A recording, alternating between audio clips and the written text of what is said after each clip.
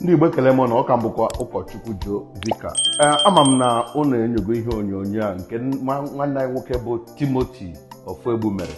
Ma ọ bụ na nwere otu o si wee dapụta na ịhụbeghị ya, biko soro kere m gee ihe onyonyo a. Ihe njide wetara gị ihe onyonyo a bụ nwoke a kwuru exactly ihe bụ the vision and mission of Igbo Rule Law, which I am the founder. Igbo Rule Law, because this man just may encapsulate.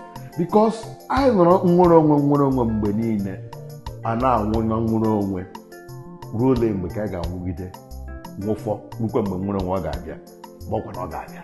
Gere na ya ntị ụnụ anụ ihe m ga-ekwu. Timothy, over to you.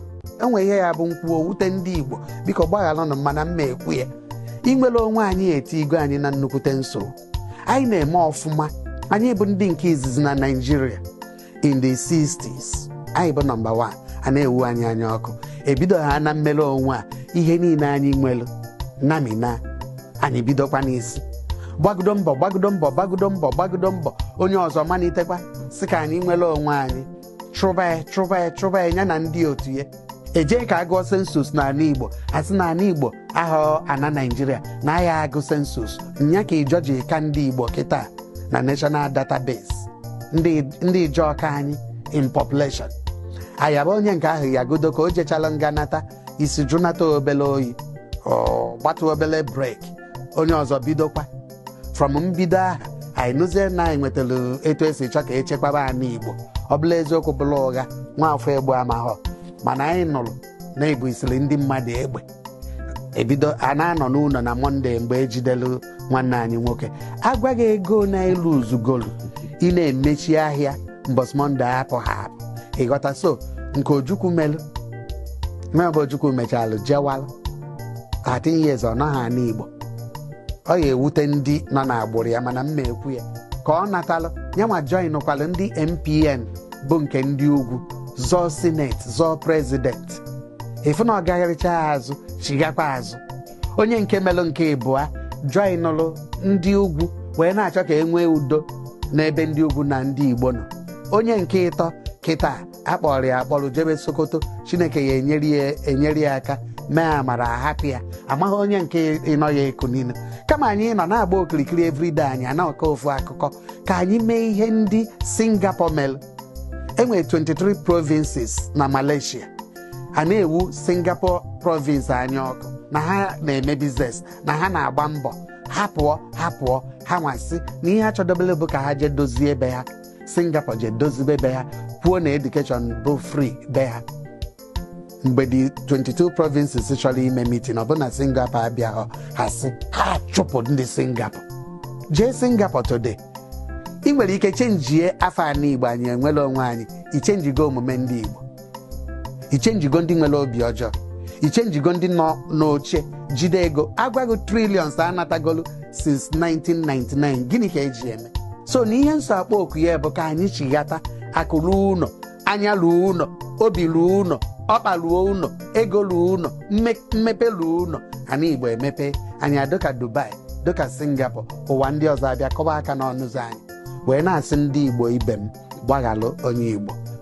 ekwena n'ụwa ka ihe megide igwu onye Igbo wayo gbuo onye Igbo cheri echiche ọjọọ chọọ etu ị ga-esi megide jee na shọpụ obe nwere si n'azụ kwụọ landlord ụgwọ nagharị ya shọpụ ya tụba nwa onye Igbo ime na-anụghị anụ gbanaga ihe ndị a niile bụ nsọ ala weda na ikpere na Chineke ikpere na omenala ana Igbo ya ekunye megide ndị na-eme ihe niile ọkacha ndị niile si na ana Igbo agaghị adị mma ndị na-eme ihe niile a na ana Igbo na-eme ka ana Igbo na-agbagharaghara adọnchọ na ha olulu mmadụ 2,000 or 3,000 na ihe oke ha lugodo 10,000 ọ na anya ya emeri anyị anata nke ọzọ mma ya ọ bụ ịnata mụọ ofu ihe ịlụlụ na ana Igbo na ọ bụ na iji ezigbo ego biko ụnụ alụzi na họteelụ akago nkụ ka anyị lụbazie factory ka anyị lụba indọstrị ya ekipụ ụmụnne anyị bizi de n'obodo ọbụla nwee ndị nche nke ha vigilante nye ha ego na mbido ndị Igbo na-eche nche onweghị etu onye ọbịa ya esi bata obodo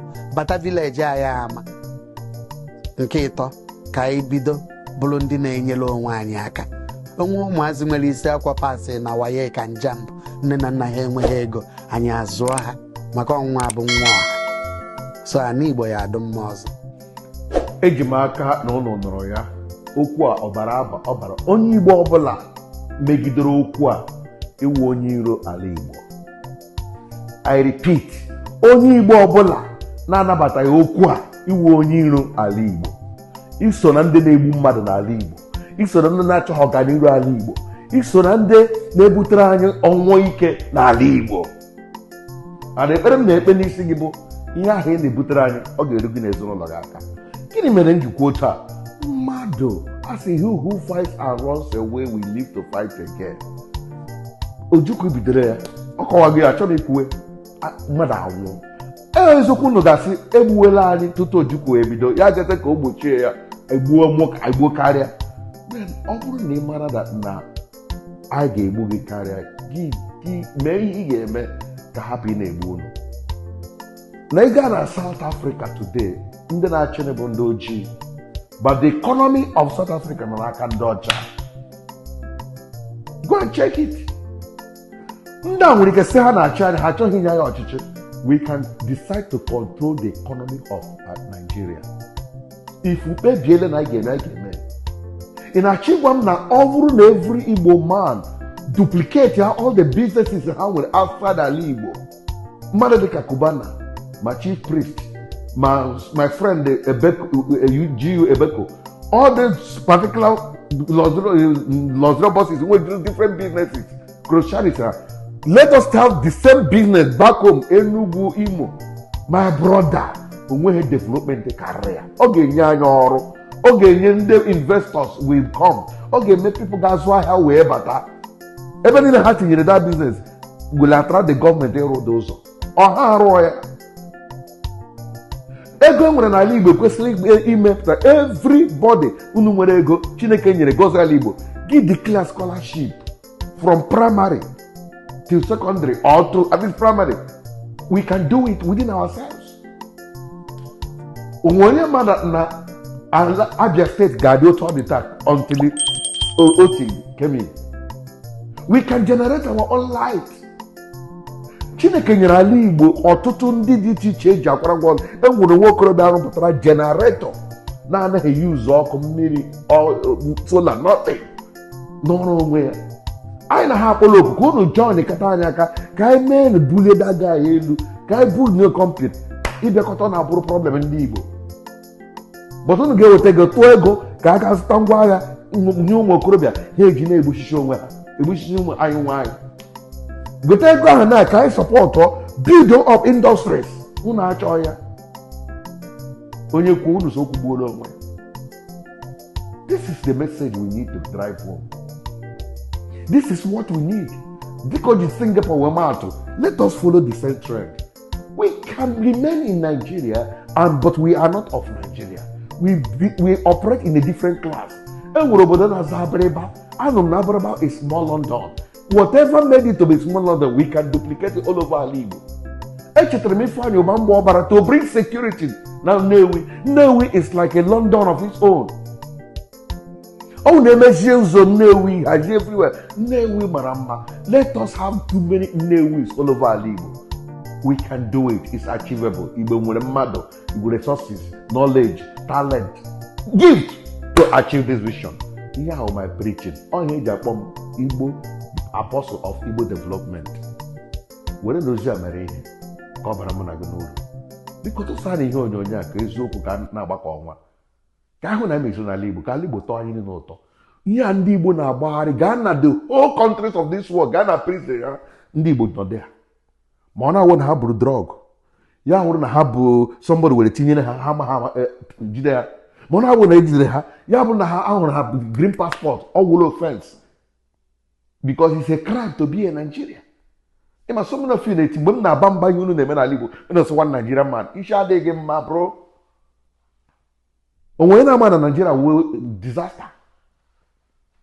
But the truth of the matter, I come out to Nigeria. Now basically I'm not on all law. You know, it's in a town, you know, a woman, give me a channel, as a baggy.